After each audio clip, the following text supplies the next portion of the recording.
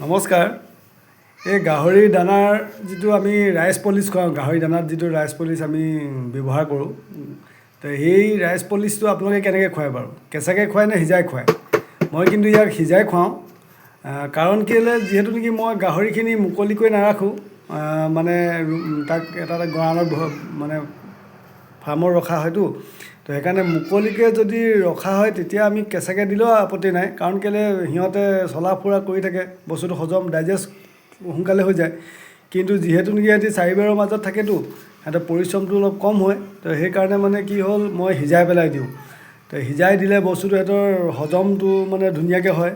আৰু কেঁচাকৈ দিলে কি হয়, মই কেইবাবাৰো মই দেখিছোঁ যে সিহঁতৰ পাতলা পায়খানাটো হয়।